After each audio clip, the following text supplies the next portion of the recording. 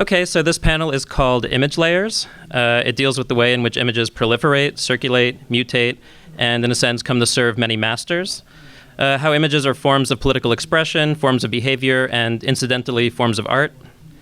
We have 4 panelists today, Hassan, hhannahhbarton, and Siân Brooke. Actually, I'm sorry, I think Maggie Mayhem, it seems like she was unable to make it, so we'll actually be a 3-person panel today, which means we have more time for question and answer. As for me, my name is Seth Watter. I'm currently finishing a PhD in modern culture and media at Brown University. My research interests are film, technology, aesthetics, the history of criticism, mostly as that devolves upon the human body on film. And some of my work is appearing in the new or forthcoming issue of Grey Room when it should be out imminently. In any case, so I'll introduce the panelists individually as they come up to give their papers. Our first panelist is Hassan. He's a programmer and digital culture researcher working on interrogating the boundaries between computer science and digital culture. He describes himself as a wordsmith, irony enthusiast, and a coincidental hater of categories.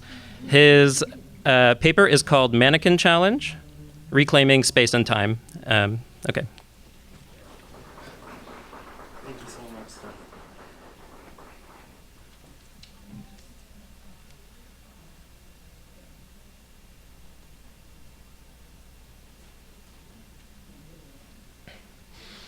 Hey everyone, it's Abdelrahman, Hassan, short is Abdu. Really an honor for me to be here. I'll be talking about the Mannequin Challenge in time and space.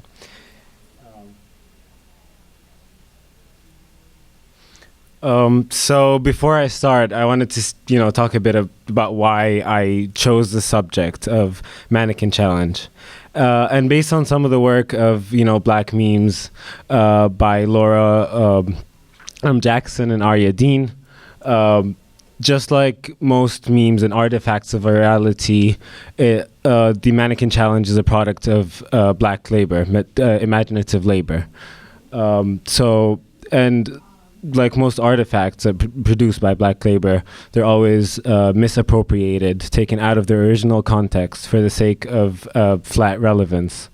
And it's important for us to interrogate the narrative of the life cycle of the meme in that sense, and see where everything fits in. And for me, it's Mannequin Challenge is really an interesting subject of interrogation, mainly because of the way it was instrumentalized.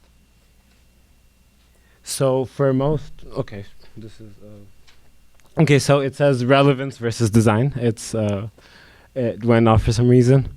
So for memes, usually memes come up in a context of relevance. They reciprocate because they're relevant to everyone.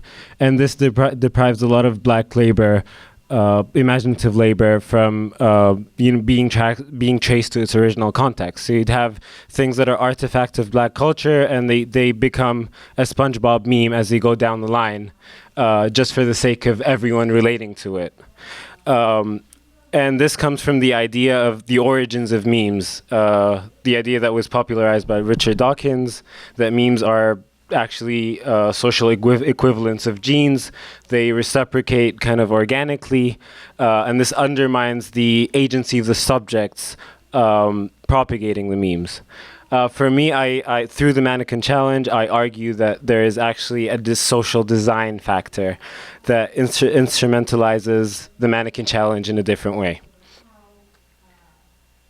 So for me, it's uses an instrument to reclaim certain things on 3 levels. So first, reclaiming actual physical space, the physical spaces in which the Mannequin Challenge takes place.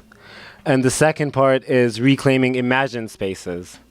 So spaces that aren't physical, spaces that, like public spheres in film and industry. And the last is reclaiming authenticity.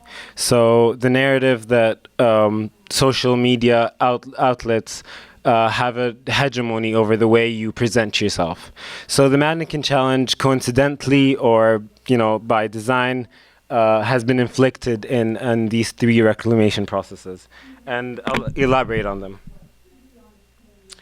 So in terms of physical space, You could see through the work of Lefebvre and Edward Said that, space is an invention, and it's heavily intertwined with the subjects that inhibit the space and the actions in which it's done by space, and by the memories that will remain of that space is utilized to reclaim it. So by simply showing what you do in a space and immortalizing that somehow through a vehicle of virality, through a meme, through a little videos, through the challenge, you kind of claim that space. And that's why you had a lot of marginalized communities, a lot of... so the meme started in October 2016 in a black high school. But it's hard to trace it back to that. It's gone everywhere from there. It's gone to sports teams. I've seen back home really spaces that are alternative and on the fringes of society that have used this to take up the forefront. And much like physical space. So this is Hillary Clinton doing the Mannequin challenge a few days before her re-election, and this is one of her tactics, as if I'm already there, I'm already in the institution, this is my space. We can see how effective it was at the end, but this is one thing she did. So much like physical spaces, there's also mental imagined spaces that the Mannequin challenge is involved in. And halfway through, the evolution of the meme, it's been heavily decontextualized, and just like blackness mutates, and there's different variations of it to survive as the one collective being. They use a variation of the Mannequin challenge was the Black Lives Matter challenge, which featured certain videos of police brutality. That were kind of on the forefront 2013. They were revived, and the narrative was retold through the Mannequin challenge.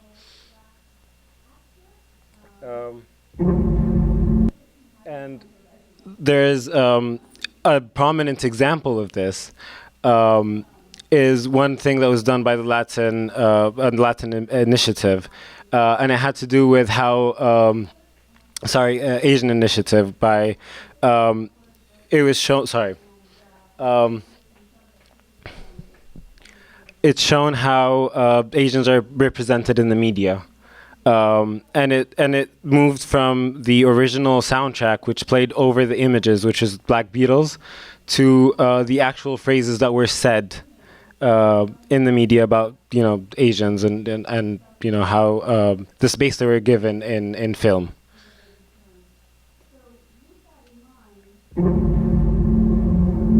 If anybody's upset about that joke, please welcome Ming Zhu, Bao Ling. Some people thought that a white woman had been cast as an Asian man. Am I supposed to bow to say hello? I had forgotten that your parents came all the way from Thailand to serve George Washington. We want to congratulate Glamour on their phenomenal accomplishments and for inspiring women all across the country. Everyone around me, they feel connected to something I'm not.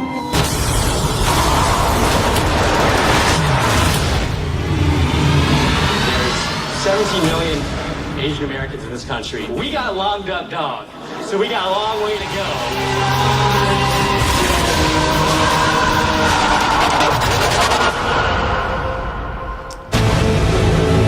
So this was really interesting to me because it was really conscious of the fact that the camera had to free flow to move in the space, that they could end the sequence of stillness, and the girl wakes up at the end.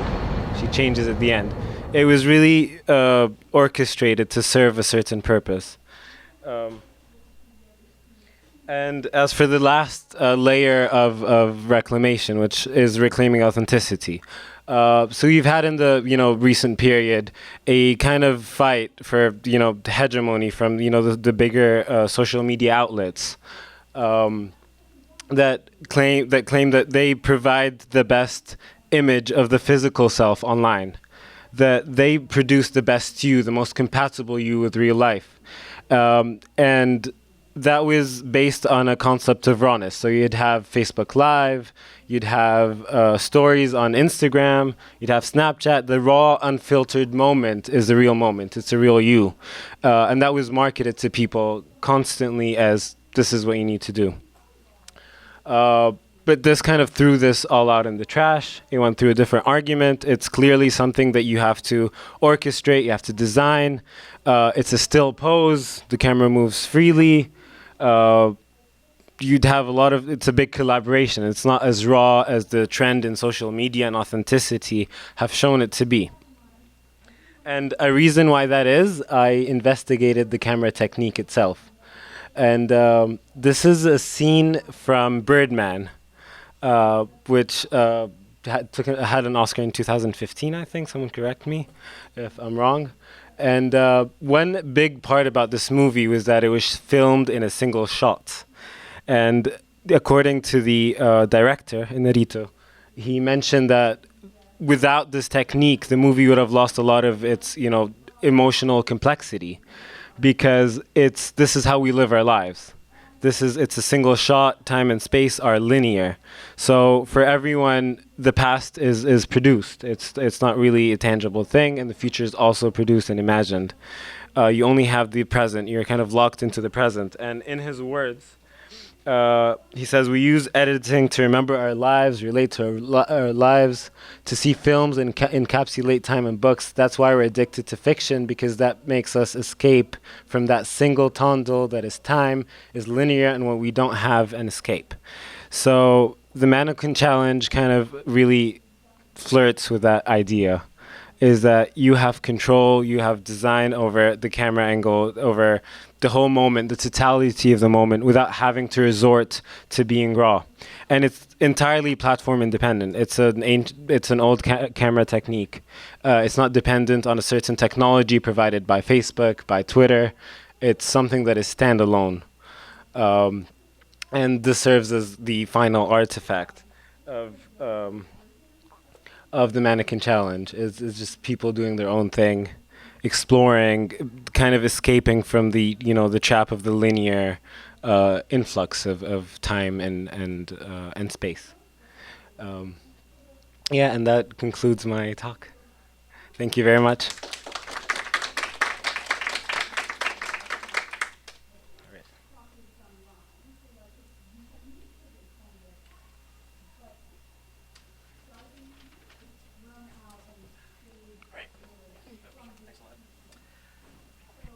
Okay, so our next speaker will be hhannahhbarton.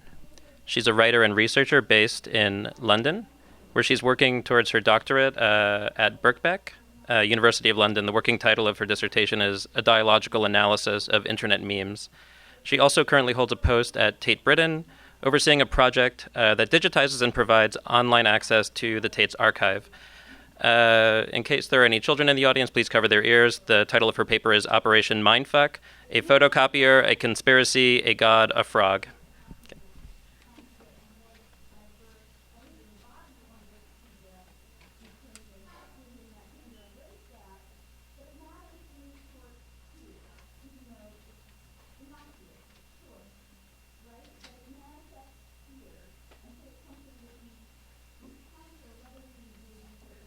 Hello, thank you for having me, and there will be other curse words in this presentation, so I apologise in advance. Yes, I am here to talk about meme magic, which is kind of as weird as it sounds. It's the purported belief that the proliferation of internet memes and shitposting can will events into occurring. The term has been most frequently used on Chan sites, 4chan and 8chan, and they're pretty infamous now, but they're bulletin boards that deal with specific topics or themes. Each board has an interest, a moderation policy, and then maybe each board has maybe a distinct characteristic or sensibility. The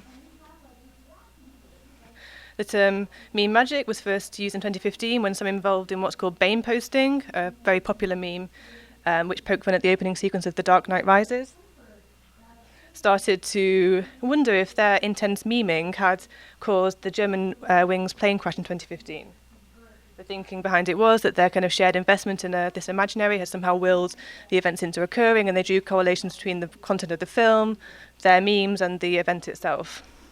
More recently, meme magic has been used on the politically incorrect boards, which, as they sound, are boards where you can discuss pretty much anything. There are no moderation policies, which means that mainstream politics are discussed, but also the most extreme forms of kind of hate speech are there as well. So it's sometimes called a containment board.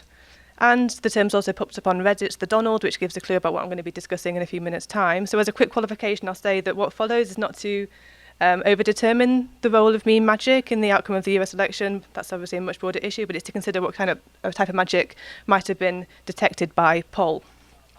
And I'll start with the story, which could begin in 2800 BC, but for the sake of brevity, I'll pick up the thread in 1963 in the office of New Orleans District Attorney Jim Garrison. Some of you might know that name.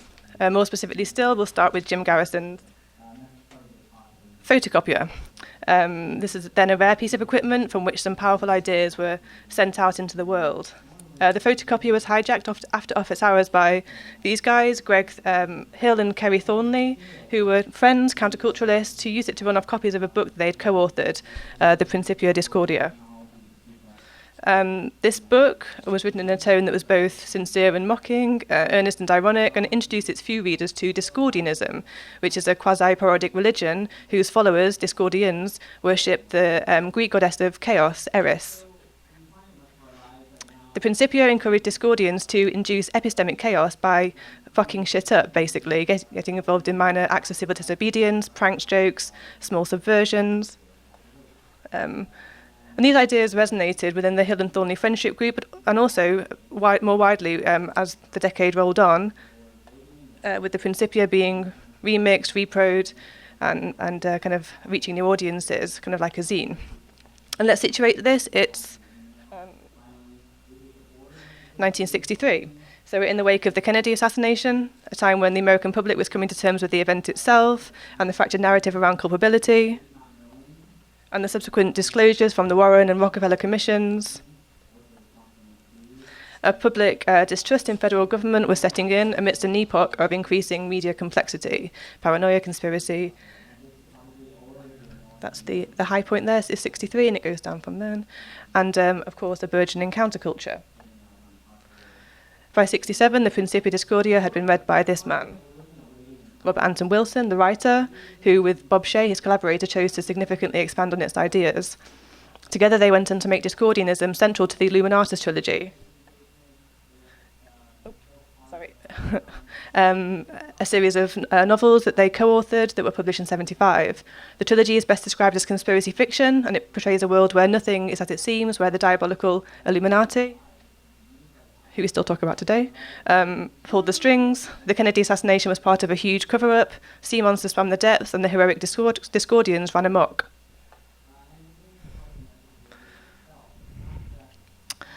Wilson also further detailed Discordian religious practices, and one of note is called Operation Mindfuck. Operation Mindfuck describes a decentralized campaign to sow discord, with those involved engaging in covert, anonymized pranks, hoaxes, and scams. As the name implies, Operation Mindfuck was less concerned with material change, but aimed to induce perceptual reorientations, challenging belief systems, worldviews. It was basically an assault on consciousness. And it wasn't affiliated to any kind of political agenda. All and everyone was considered fair game. One way a Discordian could go about getting involved in Operation Mindfuck would be to invoke what's known as chaos magic. This is a contemporary magical practice which holds that belief itself is a tool, and enough belief can will changes into effect. Chaos magicians facilitate change by creating sigils, an image or a symbol that represents your will, to codify it and project it into the universe. When a lot of people share a will and coalesce around a single image, a powerful hypersigil emerges. The Principia Discordia itself is a form of sigil. Thornley and Hill shared these ideas that they codified, which travelled from the photocopier to their community, to the wider community, to Wilson, to the printing press, and then beyond. Perhaps unsurprisingly, Discordianism, via Illuminatus, had a particular impact on early hacker groups emerging in the 70s and 80s. Discordianism's irreverence appealed to those who actively resisted the systems that imposed restrictions on lifestyle and choices, so that's social, technological, and legal, and there's also a libertarian reading to this as well. And the relationship between the Illuminatus books and hackers is well evident. Some hacker groups took the name directly from the series, such as Cult of the Dead Cow. Carl Koch was an avowed fan, the Chaos Computer Club. But why is this significant? Well, at one level, it's interesting to examine the makeup and influences on a nascent internet culture, the early adopters, and Discordianisms and Operation Mindfuck certainly reads as a proto-form of lulls, those digitally afforded anonymised pranks and disruptions. And while few on maybe poll today wouldn't know the name of Illuminatus or the Principia, those would be in tune to the goal of Operation Mindfuck. And as mentioned at the start, they would almost certainly be familiar with chaos or meme magic, because in 2016, meme magic seemed to strike again.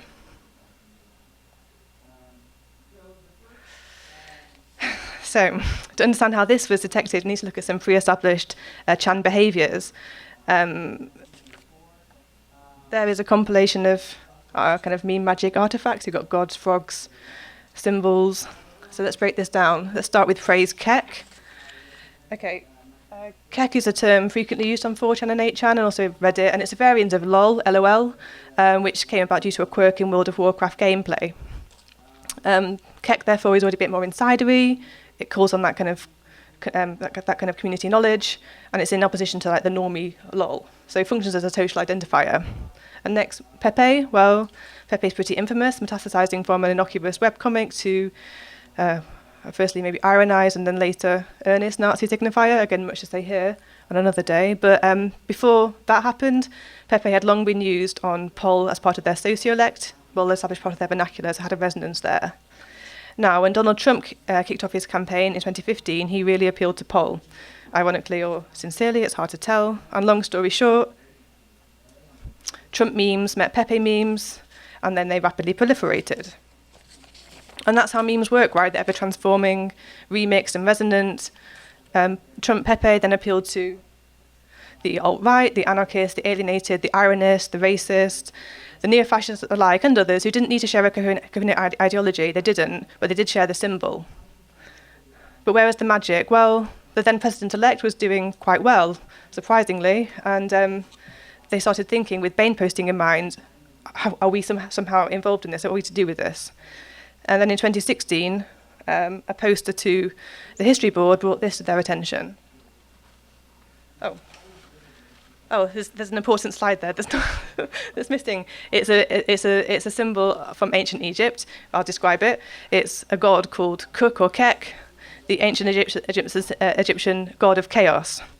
Not only did the word Kek seem significant, but the deity's male form was depicted as a frog, or a frog-headed man. So some posters on Pol started to form the idea that Pepe was Kek and Kek was or was about Schaefer Trump.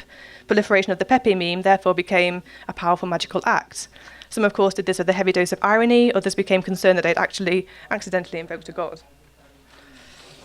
And seemingly there was more evidence to support this. On 4chan, posts are numbered.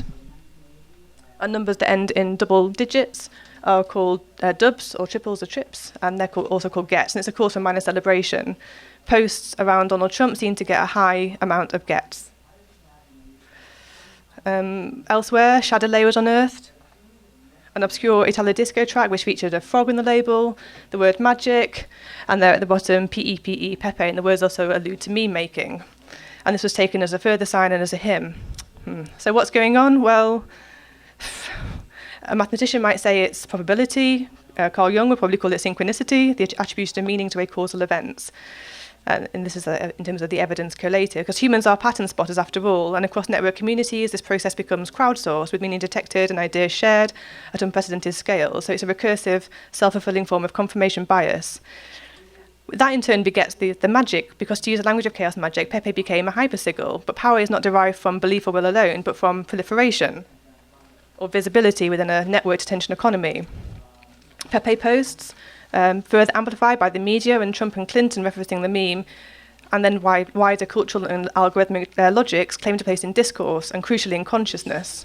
So the comparison between analog Operation Mindfuck and chaos magic and networked laws in the emergence of meme magic allows us to consider what differentiates them, namely that the latter benefited from the affordances of digital, and the effects of disruption within a network culture can be profound.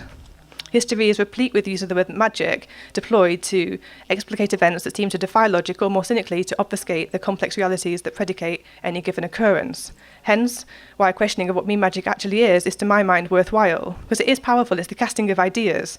And in the last year, within a vacuum of wider epistemic chaos, this has benefited an unlikely alliance of anti-establishmentarians who reject, for whatever reason, what we could broadly call liberalism. And this must give pause for thought. Being formative ideas, meme magic is incorporeal, but this doesn't necessarily mean that its effects are delimited to the immaterial. In Western democracies, it's ideas that underwrite the attainment and then exercise of political power. Apt then that meme magic is also referred to as mimetic warfare. Those who derail and disrupt the narrative, setting or undermining agendas, intuit how, in a mediatized, networked attention economy, discord can be weaponized.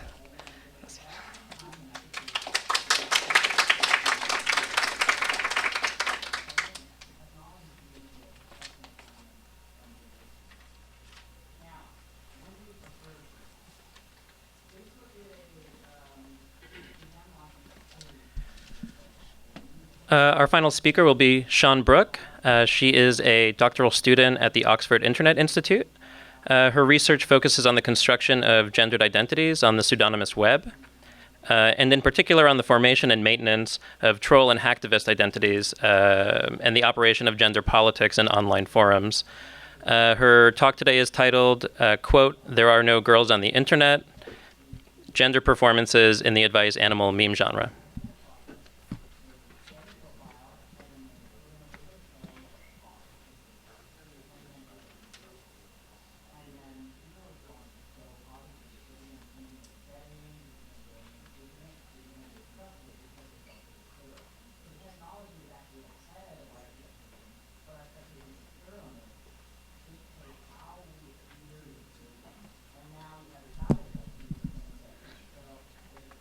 Hi, so my paper is entitled "There Are No Girls on the Internet." In 2006, Time magazine named You Person of the Year. Their decision was based on the expanding growth of user-generated content. But research has shown that those who generate content are almost ubiquitously male. So are you Person of the Year, or is it him? Such ideas of gender are often referred to in the rules of the internet. These are tongue-in-cheek adages that then reflect how people view how they talk online. Rule 30 is "There are no girls on the internet," which is the title of this paper. This is also then reinforced with Rule 31, which is "Tits or get the fuck out." This places the burden of proof on those claiming to be female and reinforces the male gaze and sexualization of anonymous spaces. My research was based on Reddit. Reddit is a platform of the anonymous web in which people interact under the basis of usernames. There is a voting system, and as a user's post gets voted up or down, they accrue karma, which is comparable to social status. Reddit is divided into subpages called subreddits that all focus on particular topics, such as bunnies standing up. 57% of the users of Reddit, Reddit claims are female, so it's particularly interesting to look at how identity is represented in a platform that is relatively gender equal. So when we talk about Reddit and its karma system, one of the practices on the site that Masanari identifies is called karma whoring. So karma whoring is also a colloquialism within the site. It refers to posting content that you know is going to get upvoted and will make a positive response in order to accrue karma and accrue social status. In karma whoring, users will often repost stereotypes. They will reflect on these generally and communally understood ideas of identity in order to accrue these points. In Masanari's discussion, she talks about toxic techno-cultures, in particular the fappening in which naked pictures of Jennifer Lawrence and other female celebrities were shared around Reddit. These create acceptance of misogyny on such platforms and allow common representations of femininity, particularly in terms of the whore and the bitch, much as is generated in a situation comedy.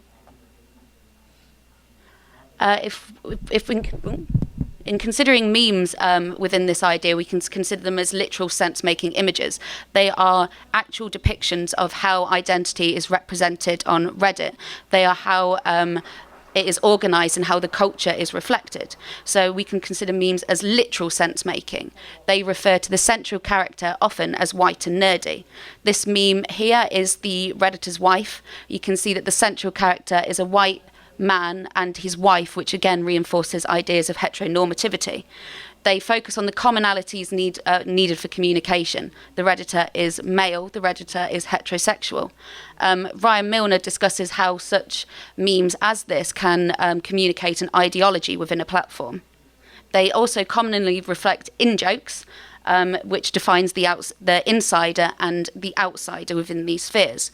If we move on to look at the work of Kendall, we can see how nerds and geeks are again the center of masculinity. So here we have the overly manly man, which is a very common advice animal that's shared throughout Reddit.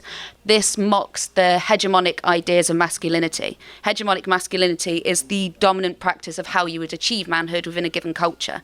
So it's usually associated with sport and physical prowess. However, in nerd and geek culture, this sort of physicality is replaced by technical knowledge.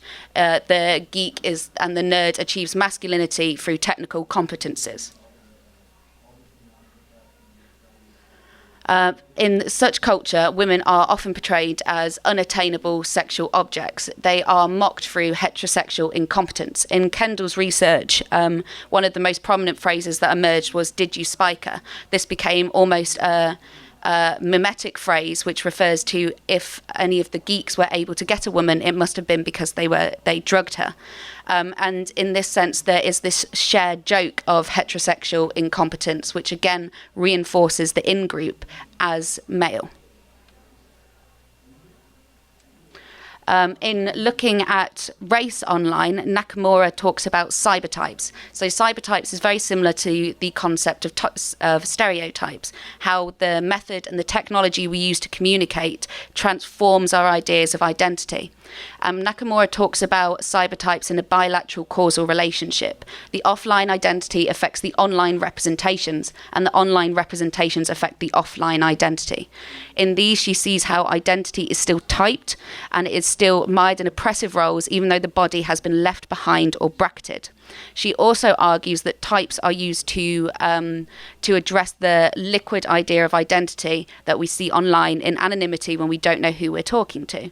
So in looking at this idea of typing, I also believe that memes reflect a literal typing. They actually create these cybertypes, much as the stereotypes can be recognized elsewhere in the whore and the bitch. This is a reflection of the successful black man, which then reflects the bait and switch format that is very common to advice animal memes. In looking at what I actually understand by memes, memes first start as user-generated content, which is what Time were discussing in 2006. This then becomes spreadable media. It's something that can be shared around very, very quickly. We then get an emergent meme as these things are reiterated, and something becomes a meme when it has a standardized format that we can all recognize. We can say that that is Scumbag Steve, that is the overly attached girlfriend. These become recognizable figures to her. My research primarily focuses on advice animals, which are a image macro. So again, like the images I've shown you, they have a human picture followed by a caption on the top and a caption on the bottom. So one of the first memes I looked at, focusing particularly on human stock characters, advice animals, as these were the ones that raised to the most prominent positions during my study, was Good Guy Greg here on the far left and Scumbag Steve on the right. So these show a comparison in the way that masculinity is performed in memes. Greg even is a benevolent alpha. He has a bearded face, he is relaxed, he is an older guy, he represents social ideals as defined by his captions. In comparison, Scumbag Steve can be shown to be displaying a more beta form of masculinity. He's juvenile, he has oversized clothes, and his youth gives him no right to his belligerent attitude. Both of these memes have female counterparts. I can't show Scumbag Steve's female iteration here, which is Scumbag Stacy, as the image had to be removed because it was from a softcore porn website due to a cease and desist order. However, Good Girl Gina can show sexualization in a very, very similar manner. They refer the ideal girlfriend who is objectified and sexualized. In 2012, Redditor Latex Fetish, which is a fantastic name, created a bar chart, a categorization survey of all the submissions of Good Girl Gina to the subreddit Advice Animals. And she or he saw that 66% of all submissions were gendered. They all referred to this sexualized, objectified identity that existed in Good Girl Gina. If we now move to look beyond how Gina and femininity is presumed, we can look at how feminism is performed as an ideology.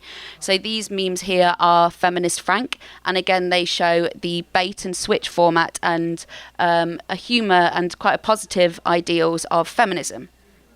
Similarly is Hey Girl Ryan Gosling memes. Why this is not strictly an advice animal, memes such as this have been grammared into the advice animal meme genre due to their longevity and how long they've been around.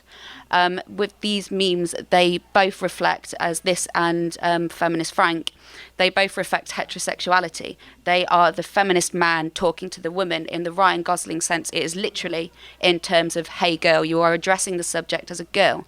And this ties into Judith Butler's idea of girling. You are creating the subject as juvenile, and you, through the juvenility and addressing the girl through these heterosexual ideas of being wanting to cry with you and thinking that we'd make cute babies, you are then reaffirming this power relationship between the man who is calling to the girl and the sexualization and heteronormativity of it. In comparison, when we look at female feminists, they are portrayed in a very, very different manner, as can be understood by their names, which is the feminazi and the feminist hypocrite.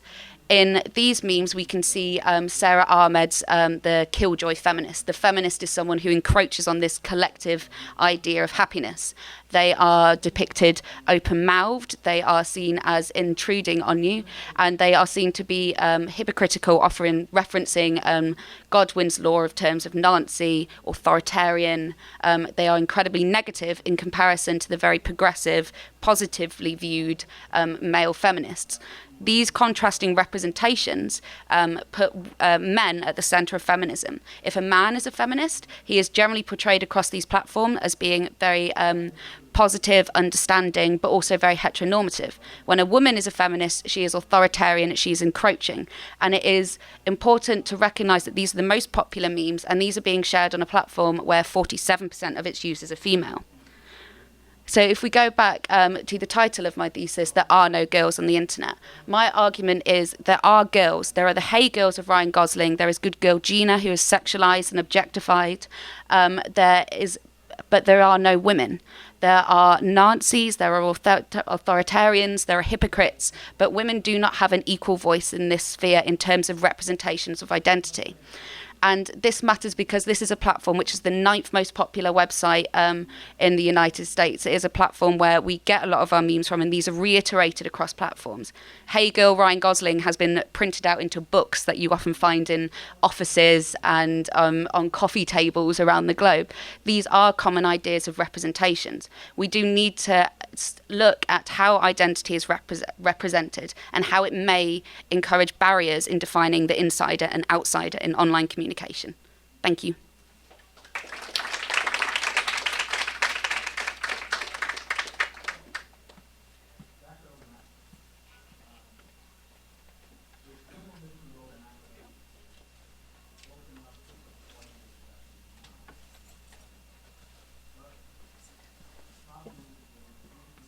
Sorry, do you want to come sit at the front and for Q&A?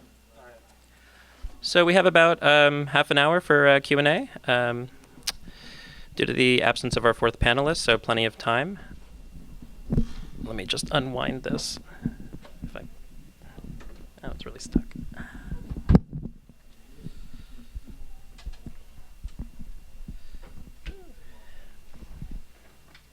Oh, no, I don't think this is going to work, actually. So I guess I'll stand over here and field questions. I actually had maybe more of a comment. I hesitate to call it an insight. That's maybe overblown. But one of the things I thought was interesting about all three of your papers, and thank you all very much, by the way, for giving such great presentations. The way that you discuss memes, I think, tends to be, it almost seems like a kind of behavioristic account to me. It's a way of forming a kind of community or social bonds around a kind of race or sexuality or political affiliations. So, I mean, I'm wondering if this is a kind of useful rubric for thinking about the way that memes interact in the world is really as a kind of social behavior. I mean, really no different from something like a handshake or a wink, more than something like a work of art that, let's say, I make, in private, and then I present to the world for people to consume. Though, Abdu, I got the impression from your paper, if I understood you correctly, it was almost like you were arguing for a more kind of aesthetically complex meme with this emphasis you were putting on editing and memory. So that's just kind of a comment to open up a discussion. And I don't know if that's a useful way of thinking about memes, but it's something that struck me in all of your presentations. But I don't know how to. I'm not sure how this should work for the live stream. But maybe you can just try to project to the audience if you have comments. Or if we have, go ahead. Yeah, so I think that memes can be both this idea of a way of communicating as well as a visual art form. I don't think you can necessarily consider them as mutually exclusive, because if you consider when we go back and we look at European art or we look at art of the slave trade, they are still representing an ideology of the time, and they are a way of communicating power structures. And if you think about portraits of royalty when they have a crown and they have the symbolism within the picture, that is also communicating the power of them to them, and the fact that it's like based in the church or something very similar. I think for me too, there is kind of like a dialectic between having a low-res image that you can kind of mutate and have it propagate easily, and then one that has a lot of meaning and context that oh, there it is. So as I mentioned, it's a dialectic between having a low-res image that can, propagate easily, that you can change and edit can constantly to add layers of meaning relating to you, and one where you kind of just want to push relevance aside and be like, this is my thing. I want to make sure it stays true to itself. They're both memes in a way that they're both units of cultural understanding. You can take them and apply them to your own situation, but I think it just happens in different ways. I think the word I keep on coming back to when I think about memes is sociolect, which is a dialect based on interest rather than geography, not delimited by being in the same kind of village or whatever as your cohorts, but you're coalescing around a same interest group, so sociolect. And I think that's the most useful way I can think about it.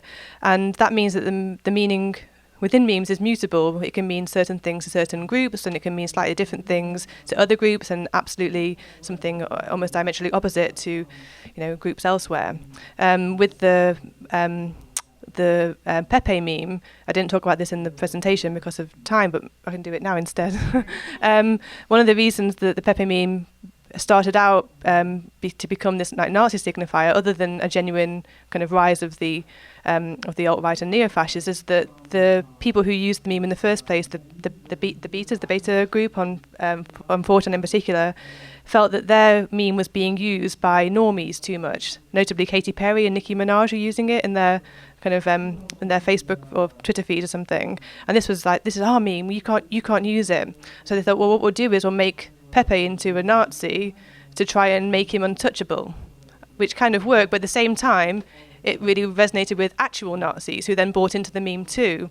So their intention did work, but had these these other consequences too. And so then you get Hillary Clinton, who says, oh well, this is a Nazi symbol, which it wasn't entirely, although it was in part. So that's how these complicated meanings are detected in different ways by different groups, and it all depends on both the symbol itself but your situated experience of it. So it's complicated.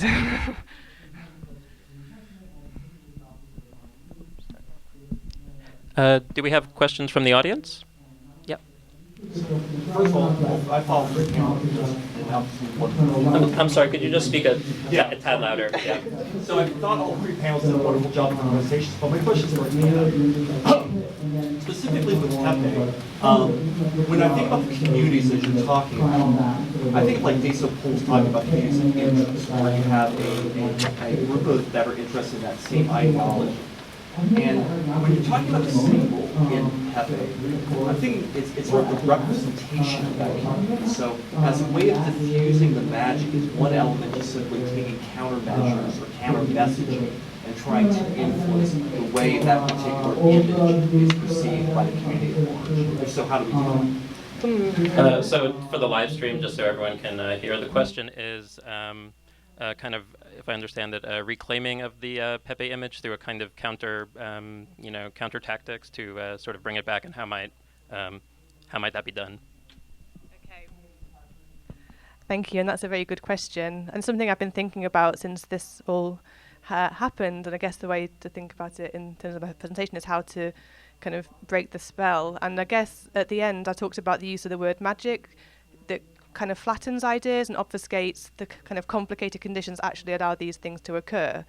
So when you think about what actually happened with the Pepe meme, the kind of the Hillary Clinton disclaimer flattened the issue, didn't look at all the complexities kind of within it. And I think if we're going to try and interrogate these issues, we've got to think about not just the symbol or the kind of whatever image itself, but all the conditions that allowed it to happen, which includes situated live conditions, the technical infrastructure of the boards themselves, the way these things message and share, and of course the kind of broader socio-political context that we're operating in. So just, I guess the way to kind of break free from these things is actually to look very carefully, very critically at them, and not just accept them as some kind of magical occurrence that has happened, not just something that's popped up out of the blue. It's really deep-rooted historical issue that has come into the fore in many ways in the last year. Meme magic is one very small part of it. There's huge issues at play here, and not just assume that this, maybe typified by Donald Trump, has just kind of happened. This is a deep-rooted historical issue. We need to think very carefully about why, and be critical about the media structures that allow it, and also the social conditions that afford it as well.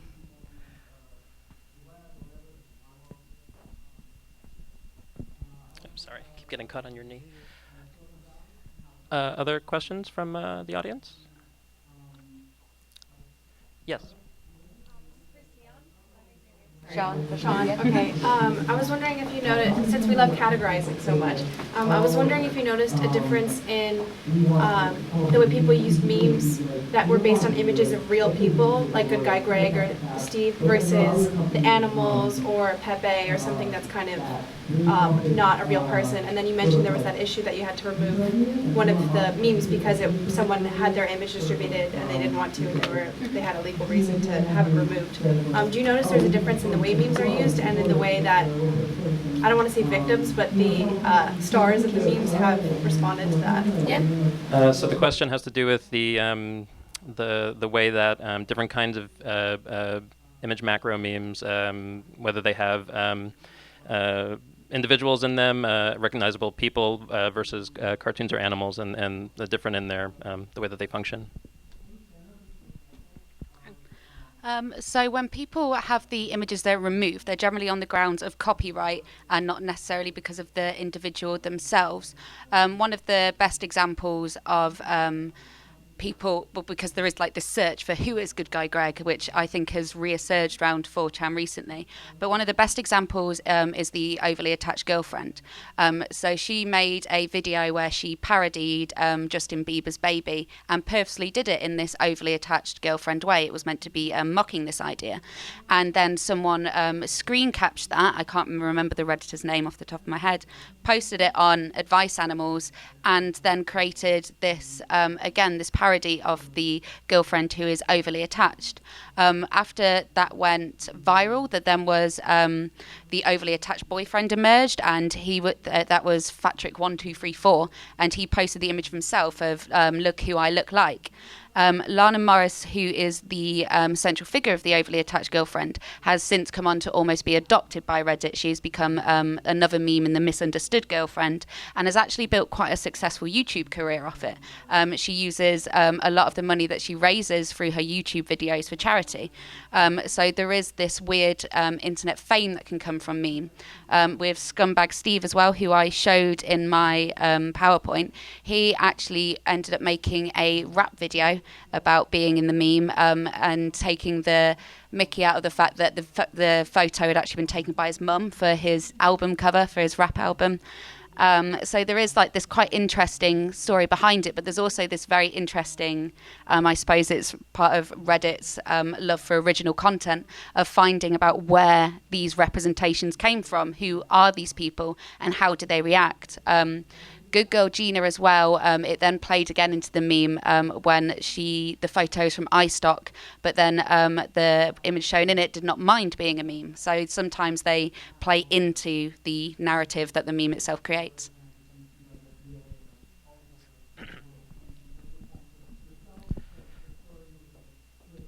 Yes, in the third row. My question is also for Sean. Do you have a solution in mind for legalizing gender presence on the internet? And I'll ask this question assuming that you think that we should strive for equalizing gender presence. So the question is for Sean. It's do you have ideas regarding how to equalize gender presence and presentation on the internet? So I'll answer this in terms of the memes I'm doing and in terms of my doctoral research as well, because they're on slightly different strands. When Judith Butler and Sarah Ahmed is talking about representations of feminism online, she says that we should never entirely try to control the negative representations because they are part and parcel of standing out and being political. Instead, you should provide alternative narratives. There has been submissions of image macros of positive feminist memes, but nothing has ever made it to mimetic status. So I think that and assuming that these spaces are male dominated is one of the primary issues.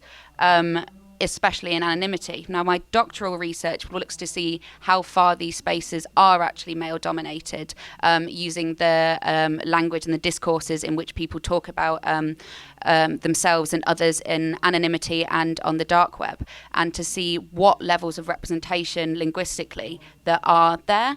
So I think that before we can address ideas of gender equality, it is better to paint a clearer picture of what it is there, and facts such as knowing that 47% of Reddit is female and the existence of Reddit's subreddits such as 2X chromosomes can provide an alternative narrative, and that it is important to continue saturating alternative representations rather than controlling and criticizing those that already exist. Thank you. I saw some other hands. Yeah, in the back. This question for Abby, and this sort of may piggyback off the idea of these alternate narratives. With the woke Asian band chance you showed, the idea was the counter representation. Do you see that as a continuing pattern as we have other memes that pop up that rise to social as a way of using this for social consciousness? Is this a cycle or pattern that you see that could potentially come down with other memes of a similar nature? So the question is again about a kind of counter meme strategy to push back on certain kinds of representations, specifically in this case Asian American. All right.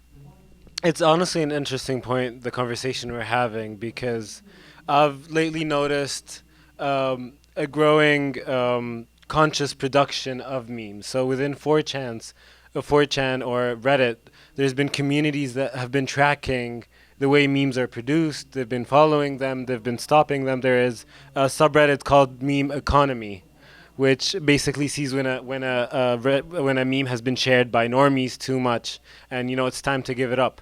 And I think it's interesting to link this with the idea that Sean has put forward, is that we should encourage alternative production of memes. But what I want to ask is this, or put forward is this. I don't know if this really answers the question. Should we also encourage conscious consumption of memes, like within, let's say, a critical space like this one?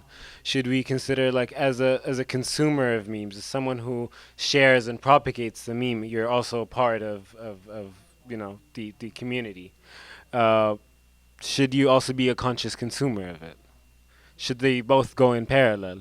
So I think just this is one half of the conversation, just talking about production. I think we should also somehow talk about consumption and how it factors in.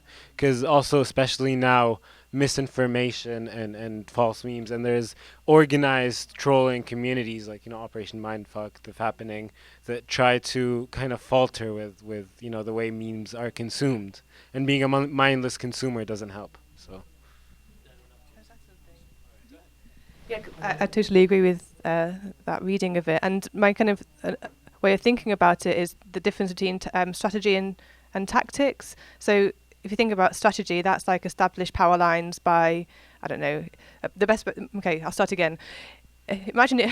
This is from Michel Dussault, the sociologist. The Walking Through the City is a chapter on this idea. He imagines walking through New York, appropriately enough, and standing at the top of the then standing World Trade Center towers and looking down at the city, looking down at the streets, looking down at the power lines, the buildings that are built by corporations or by municipal agents, or they're kind of the power structures in place. And then he talked about walking through the streets at ground level and looking at the kind of shortcuts and the kind of cut-throughs, which are the tactics in opposition to the strategy. So the way that maybe the organized trolling operates is almost as a tactic. They're kind of rerouting the system. They're kind of hijacking within the established power lines of whatever, like Facebook or, Google or any kind of search mechanism. And they are kind of virtuosos. They know the internet really well. They know how to manipulate it. They know how to manipulate the attention economy really well.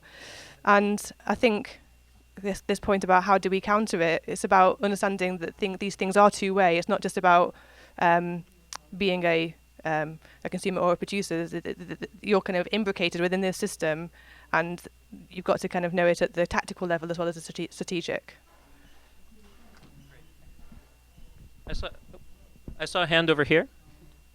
Yeah, I just wanted to ask kind of on this, like, strategies and tactics. Also the panelists, I thought the presentations were really good. And my question is, how would you relate kind of your presentations, like Hassan, you were saying, where are the good girls on the internet, that there are no good women, but I noticed your names were representations of white women, and kind of representations of black men. So where are the representations of black women, and how is blackness kind of, you were saying, co-opted in different ways? And how does chaos relate to power structures and racism? Who does chaos benefit at the end? And who's like really, who are the organized trolls? And then what is their kind of goal, and how does that relate to like the larger thing? So it's a kind of two-part question as I see it. One being who does chaos benefit? A kind of sowing of discontent, as Hannah was discussing, in a kind of proto-meme situation of printing. And another question having to do with where is blackness in this equation, and specifically the representation of black women within meme culture. So these questions apply to all of the panelists, so I don't know who wants to answer first. Sure. Hi. So again, the identity that's represented in the memes shows the default of the identity, and the default Redditor is shown in like the Redditor's wife and things like that is a white male, and a meme is only as soon as it diverges from that in any way, as soon as it's a woman or as soon as it's someone who isn't white, then that becomes the defining characteristic of it. Then it's that idea, is like with the successful black man, their parodying these sort of racist ideals in the form of a meme, and it is that characteristic that defines it. The same with when you're talking about gender in terms of these memes, you go for a white woman with good girl Gina because the thing that is being parodied in that meme is gender. It's the one marker, the one step away from the default white man that then is the concentrating factor on it. In terms of trolling and what these can do in terms of gender, so a lot of it is disrupting these feminist campaigns because the idea of a social justice warrior, which was another part of this research project, and how that has become moved from being a positive term to describe those who are politically liberal and towards a pejorative in online forums, especially in hacking and anonymity. And one of the best examples of this emerged out of 4chan, which was Operation Lollipop, in which users organised and created fake ethnic minority female feminist Twitter users to then create negative hashtags and get them trending and picked up by feminists who were using Twitter, such as End Father's Day, and they picked up and then tried to spread these ideas in a mimetic fashion by using the idea of virality and as Hannah says, by knowing how to take these shortcuts and how to work with the affordances and how to move from 4chan onto Twitter and get these ideas spreading.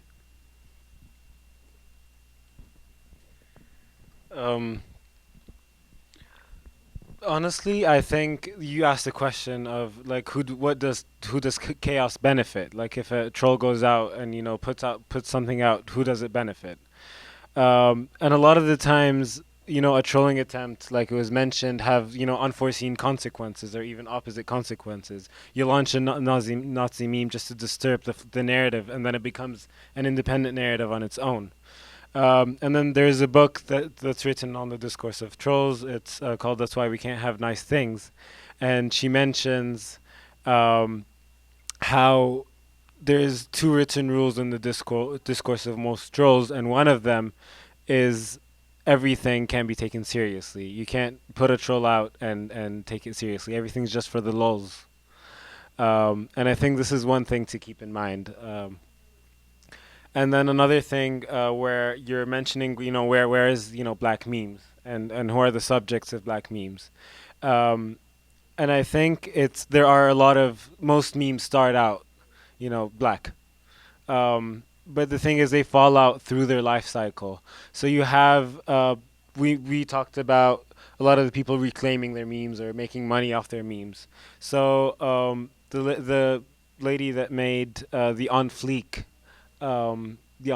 meme, which is one of the most shared, one of the most prominent, words in the internet lingo at the moment. She was completely almost dissociated from the meme. And she wasn't able to make any money. And recently she went on GoFundMe to start her own project. So I think there's like a big gap between someone who is, white passing that produces a meme as, imaginative labor, and someone who is white. So it's a thing we have to deal with. Thanks. That was an interesting question and a big one, I would say. Who does chaos benefit in particular? Well, I think history tells us that chaos benefits extreme factions, notably fascists, unfortunately, and I think that's what we're kind of countering at the moment. And I think the reason for that is, well, it's kind of multifold, and it's to do with our kind of excellent political systems. But to use Operation Mindfuck as an example, that was, as I described, an apolitical tactic. There are similar tactics that have been used that have had political application, notably the situationism. For those of you who are not familiar with that, that's a kind of avant-garde art and kind of cultural theory movement from the 1960s who used these tactical hijacks, these detournements they called them, to kind of upend capitalism was their agenda. So they were leftists, left-leaning in the main, and they wanted to subvert the kind of signs and messaging strategy of capitalism, subvert them to show them for what they were, to kind of break the spell. effectively. And that was the same kind of process, but applied with a distinct political agenda. And I would say that the kind of more recent iteration of it, the meme magic, has also got a political agenda behind it, although it's more distributed. So I guess what we're looking at here is kind of process and the kind of consequences and why certain things are more successful than others. I mean, I think this is, like I say, a huge question, but I guess within kind of a hierarchical capitalist societies, it's easier to restate forms of hierarchy rather than go full egalitarian, just because of the way that our entire systems are set up. Capitalism is hierarchical because it's to do with the unequal distribution of wealth, and it's harder to get an egalitarian system going, and yet also working at a state of compromise at all times because you are having to live within that system itself. So at the moment, chaos seems to be benefiting some very dangerous people, and I think we all need to be vigilant. Yeah, this is just a comment. I think earlier I had sort of compared the use of memes to a social behavior, and I think one of the most interesting things that comes out of your presentations is, this strange, sometimes the meme culture having its origin in a particular community, and then quickly becoming a kind of behavior that belongs to no one.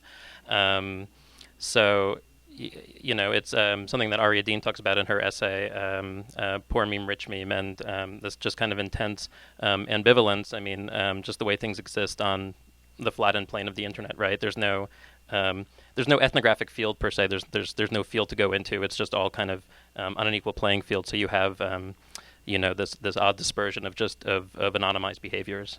It's just not a question. It's just something that struck me as very interesting in your work. We had a question in the audience. Yeah, I wanted to go back to this idea of strategically creating memes, and I'm thinking particularly about the U.S. election, in regards to Keck and how Pepe was deployed, and then also how Hillary had the Mannequin challenge, and then also thinking about bringing in Bernie's dank meme stash.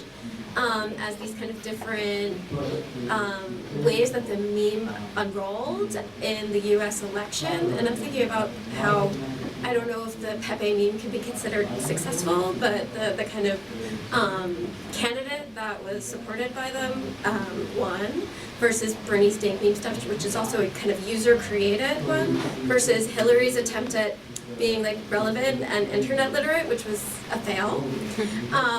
And so I'm wondering how we can learn about that and think about that in terms of maybe unnaturally starting meme campaigns in the way that I think we started to talk about.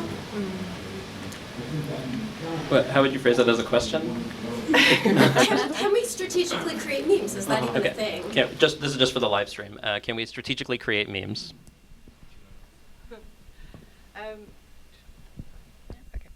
I would say be extremely difficult. I think there's an already awareness of there being kind of forced meme culture, and I think that those who view themselves to be the originators of meme culture, that maybe Chan cultures in particular, feel savvy enough to detect when it's a forced meme, and that immediately delegitimizes it in their eyes. And if they are the ones who are dominating certain areas of online discourse, which then percolates through to other areas, there's a difficulty there of how, if it doesn't pass through that route, then it's hard for it to seem authentic to the secondary or tertiary users, or those invested in the meme at a later stage.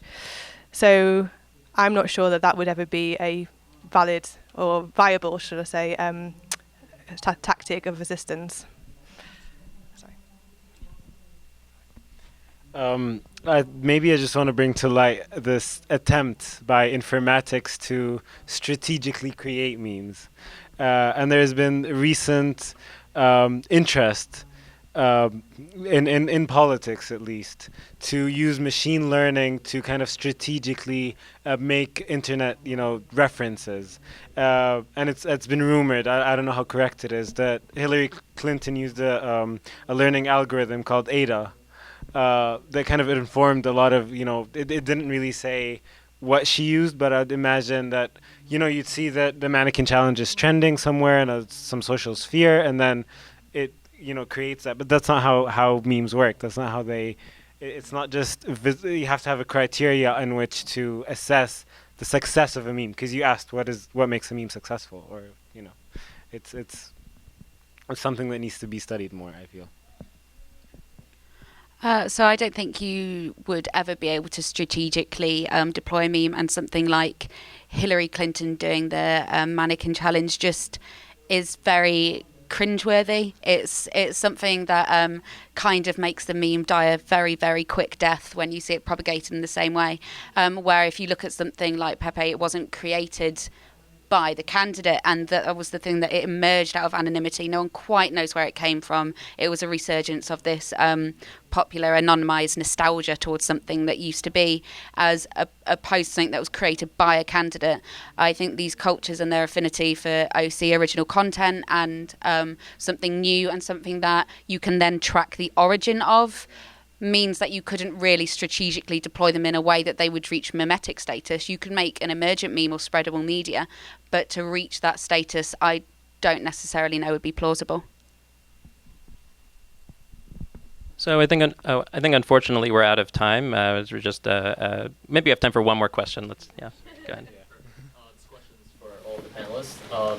This is more about the communities from which the memes originate from.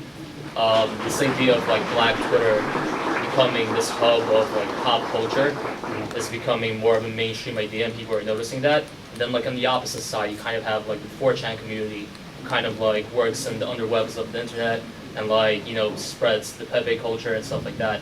Have you guys noticed any similarities and differences between these communities in terms of like the patterns of how the memes originate? Are there like certain people within these communities that everybody else knows, or like the captains of originations of the memes within the communities? Or is it more like decentralized and the people within the communities don't really know each other? So any final thoughts? Very, very brief, please. So pseudonyms, especially on Reddit, do allow like this celebrity culture to exist. There's Violentratraz, who was nicknamed the creepy uncle of Reddit, who created lots of trolling and sexualized subreddits such as creep shots, and things like that. So people do develop like this celebrity status, but I don't think you can necessarily separate the platforms into these sort of very divided categories, especially because of the affordances that allow people to move between them. I am actually working on a project at the moment that looks at how people discuss gender and identity and hostility between 4chan, Reddit and Twitter, is something that I'm currently working on. And I would say that it's very hard, obviously, to identify individuals, because largely these things are anonymized and then also quickly appropriated. But a characteristic is always very successful is wit, being funny, being a kind of virtuosic wit, referencing the right cultural element, saying the right thing and couching it in the right way. That catches on. That works really well in the attention economy. It gets the point across very quickly. It shows you are kind of a social expert of some kind, or you have flair, and then it goes from there because people want to replicate that as well. So that tends to work very well. So the final thought I would have, you'd ask how a meme originates, or who makes the meme. And I think, both, let's say you want to mention, Black Twitter and then 4chan. And I think they feed off each other in a way. 4chan is really good at propagating the idea, making it into the meme. And I think you have to look at every meme as a process on its own. Study every meme on its own. And then a lot of the time 4chan capitalizes on things that are artifacts of Black culture. And then, they take it as their own. So it's...